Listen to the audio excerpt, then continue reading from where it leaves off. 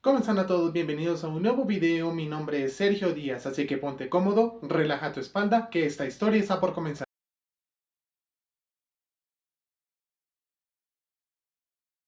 ¿Por qué Roberto Baggio le pusieron el apodo como el hombre que murió de pie? Vamos a ver en el mundial de 1994 que se realizó en los Estados Unidos. Obviamente que se hizo en la final entre Brasil contra Italia. Un duelo de comandantes, mejor dicho, equipos que se ha repetido desde 1970 en la Ciudad de México.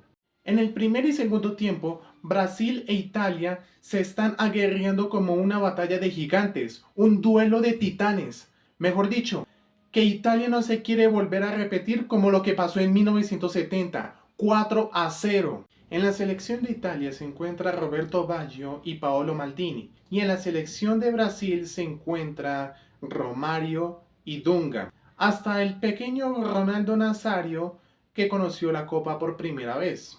Después de los 90 minutos, llegaron la tanda de penales. El equipo de Brasil anotaron 3 goles y el equipo italiano anotaron 2 goles, pero el último italiano que lo votó fue Roberto Baggio. Tras la celebración de Brasil, Roberto Baggio inclinó la cabeza y se quedó paralizado como si estuviera muerto. Así le llamaron como el hombre que murió de pie. Aquí les dejo el video. So Franco Baresi takes the first kick. He was off with cramp just a moment ago. He's been out injured for most of this tournament. Oh, he's over the top. You see what I mean? How does he live that down now?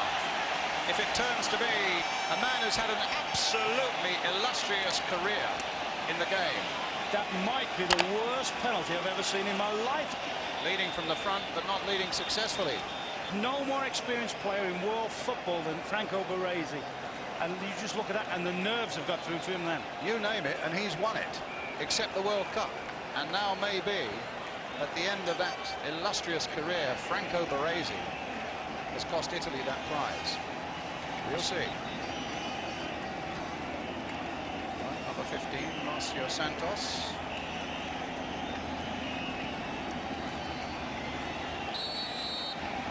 Comes up for this one.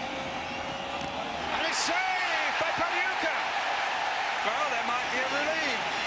And certainly a reprieve for Baresi. But what you've also got out there, Rob, who are so tired.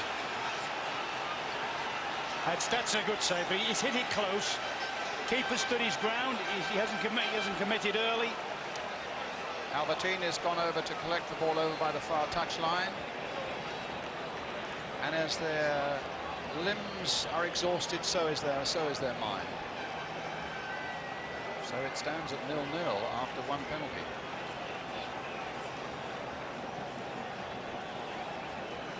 Well, the reprieve maybe for Baresi, as Albertini, 22 years old. Short run-up. And a successful penalty puts Italy one ahead. So his job is done successfully.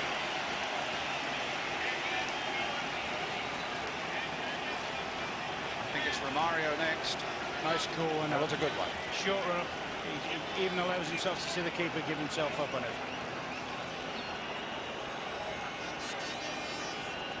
So Romario, a name that's been on everybody's lips in this part of the world, particularly over the last few days, who missed that chance just before the end of extra time. Missed 2 or 3 against Sweden in the previous game. Mario.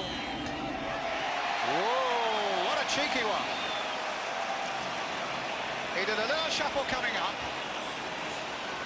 and then got a cannon in off the post. One. Ivani comes forward now. Off the post there. Not much room for error. None at all. Another inch and that would have hit the post and come out. Ivani now for Italy. Came on as a substitute. Strange World Cup he's had. Played the first game, has dropped ever since. Comes on for this one and now has this critical penalty. And does his country proud. So imagine the pressure that now puts on the next Brazilian. As Paniuka goes back to it again, hitting it exactly where the goalkeeper had been standing. Charlie Brown, that one hits him in the face if he stands still. It's Branco.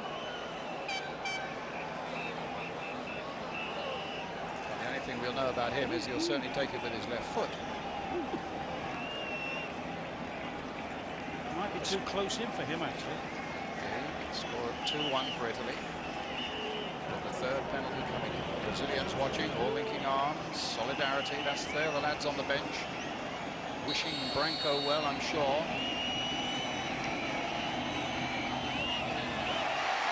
Coolness itself. Coolness itself. 2-2. Takes such a long run with all his free kicks. And also with the penalty. That's a beauty. Isn't that a lovely one? This is a beauty. Now Daniel Mazzaro, 33 years old. A hero for Milan in the European Cup final. Scored 1 goal in this World Cup. And has worked his socks off, as Ron would say, as the lone man up front. Well, if he's got the mental energy and the physical energy left, got a really important job to do for his team here now. Mazzaro. It's saved by Tafarel. The Brazilians are jumping around in delight. That feeling of solidarity grows. Brian, the goalkeeper here must have been 2 yards up his line before he's even kicked it. He stepped forward and then went sideways. And there's a linesman. I mean, I've never ever seen a retake in a penalty shootout. You never see it, do you? Coming into the critical last penalties, Brazil will have a 1-goal lead. 2-2 the score. But Brazil still have this penalty up their sleeve. Well, it's the captain, Dunga. Plays his football in Germany.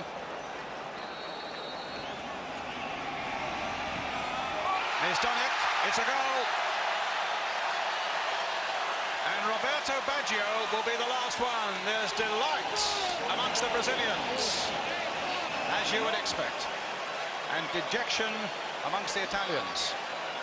So it's quite a simple equation now. If Roberto Baggio misses, if Roberto Baggio scores, Pele's reaction to the last one. The last Brazilian simply has to score himself, and Brazil win the World Cup. So the pendulum has swung wildly against Italy now.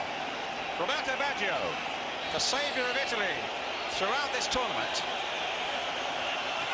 He's missed it, and Brazil win the World Cup.